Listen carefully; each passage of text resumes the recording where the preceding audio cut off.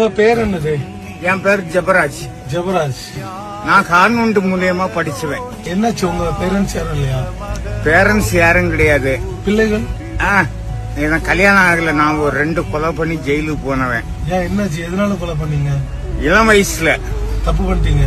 ஆமா, 22 வருஷம் சிறைச்சாலையில இருந்தால எனக்குன்னு ஒரு பிடி மண்ணும் கிடையாது, வீடும் கிடையாது. நான் இப்ப அப்படி நினைக்கிறீங்க நீங்க? அந்த தப்பு பண்ணதுனால உங்களை வீட்டுல இப்ப சேர்த்துக்கலையா? ஆமா, வீட்டுல யாரும் கிடையாது. சரி சரி. என் வீட பூரா எங்க அக்கா அபகரிச்சுட்டா.